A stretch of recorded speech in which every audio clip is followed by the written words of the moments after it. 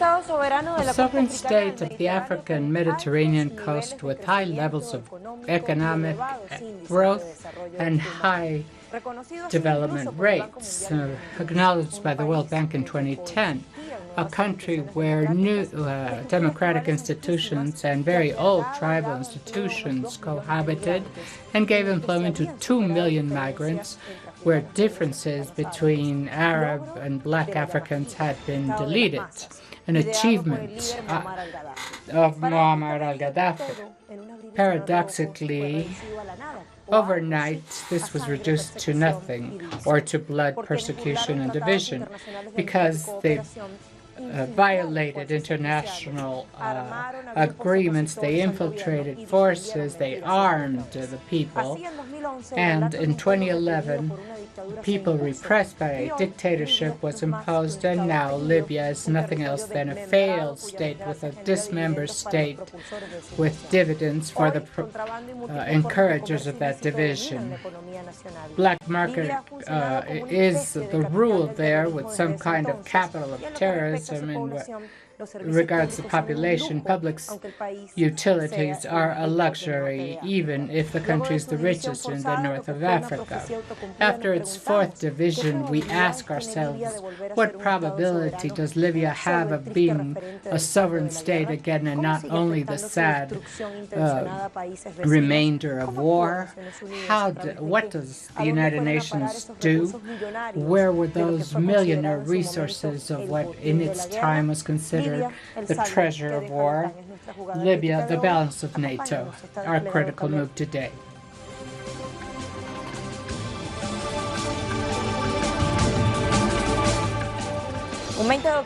On October 20th, 7 years ago, the president of a nation was murdered. The end of an apparently legitimate invasion, preceded by a series of revolts called the Arab Spring. Nevertheless, the death of Gaddafi, or let's say the murder of Gaddafi, did not mean the end, but the beginning of spoliation and naturalization of a tragedy that would not have been possible without the neglect of an organization that in principle was born to protect humanitarian rights. We're talking about United Nations. There is no other institution that violates its charter more than the United Nations. And this is what Gaddafi said in a speech in September 2009 in the city of New York at the United Nations. And they say this was his death sentence. The preamble of the letter establishes that weapons would not be used unless by common agreement. This is the preamble we agree with and we have signed, and we joined United Nations because we wanted the charter to reflect this. It says that armed forces would only use in common interest of all nations. But what has happened since then? 65 wars have been created since the establishment of United Nations. The Security Council, 65 since its creation, with millions of victims more than the Second World War.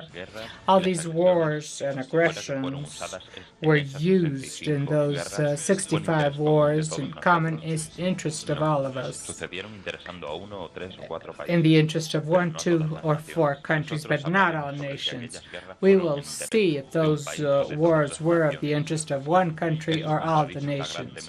This flagrantly contradicts the UN Charter we have signed, and unless we act in accordance with the Charter we agreed, we will have no diplomatic relations with others. We are talking about the future of the United Nations. There should be no hypocrisy or diplomacy, because this entails important aspects of the future of the world. It was hypocrisy that brought 65 wars.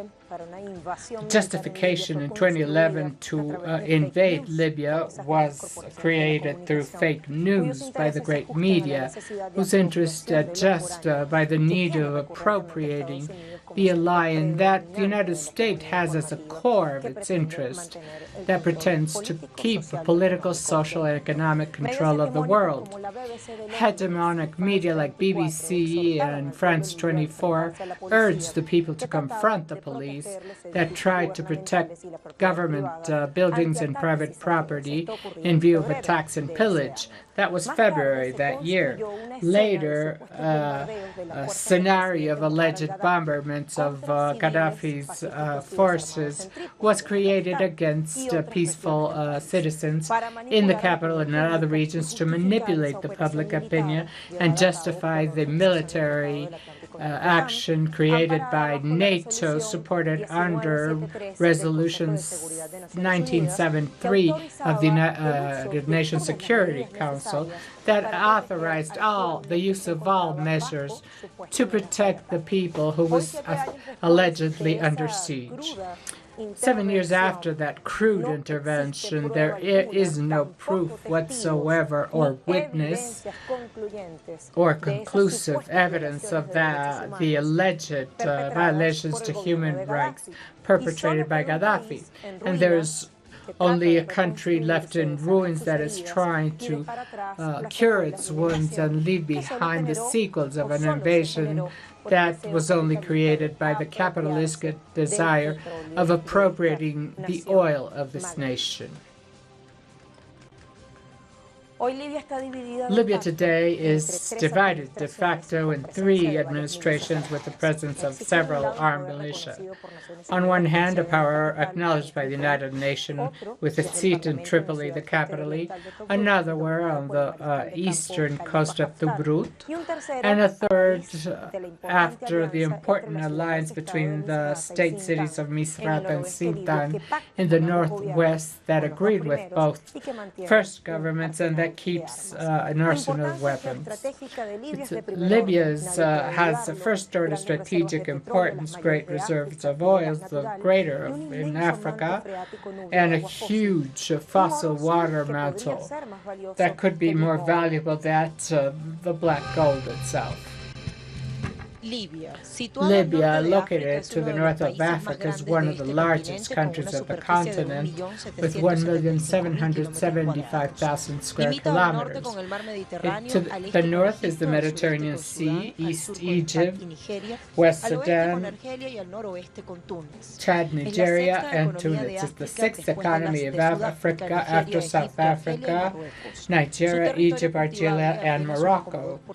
Its population is on the north, and therefore Libya must import 75% of its food and produces 250 tons of cereals, 385 tons of fruit, and 850 of vegetables. Its main natural resource is oil, and so it belongs to OPEC since its foundation.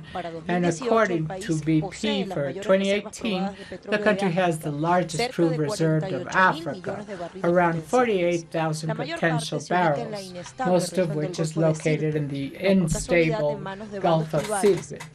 And this is why tribal bands support the fragmentation and participated in the coup in 2011. The rest of reserves is accumulated in Ceuta, the capital of South Libya, and ends in near Tripoli, where control is exerted by militia who are trying to protect. In times of apparent peace, Libya produces 800,000 barrels per day, half of what Gaddafi produced. Crude exports represent earnings 90% of its income, 95% of exports, and 25% of its GDP. Also produces natural gas, plaster, iron, limestone, sea salt, and potassium. In 2012, after the invasion, they declared itself semi-autonomous. Since then, the plan of territorial balkanization were evident to take over oil. After these data and locating ourselves on the map, let's see what Chinese agency Xinhua says. UN condemns insecurity in the south of Libya. The UN support mission denounced anarchy and deterioration of the situation by foreign mercenaries.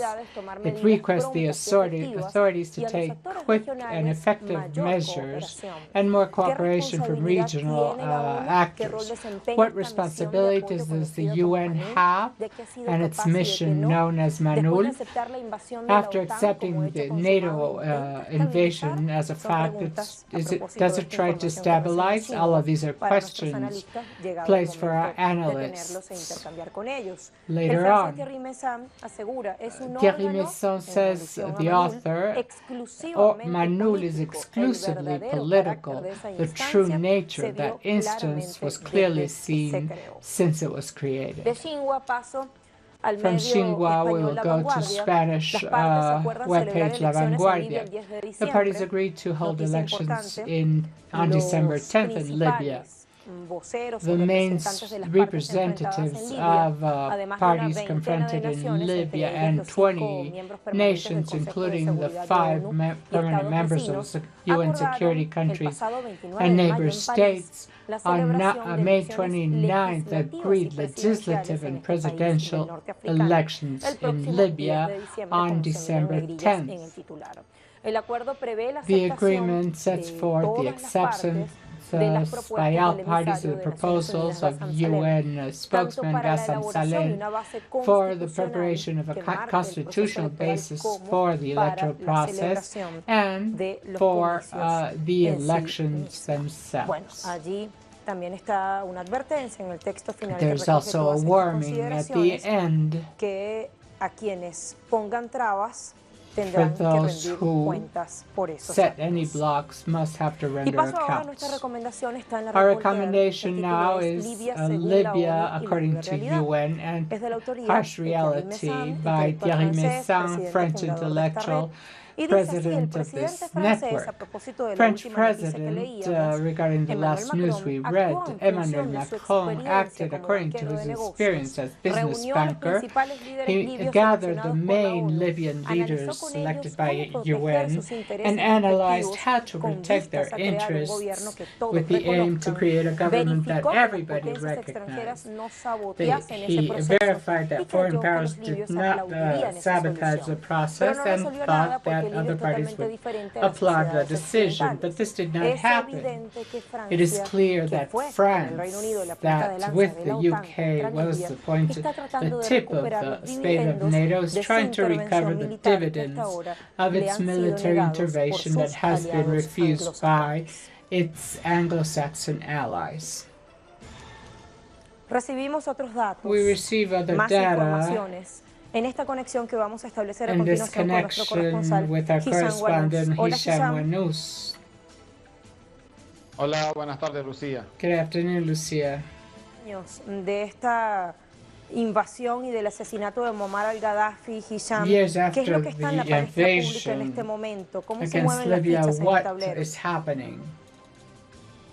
Sí, Lucía, saludos amables televidentes. Greetings. Efectivamente, 7 años después 7 years after the murder of leader Muammar al-Gaddafi and the invasion, NATO's invasion to Libya, the country is in ruins.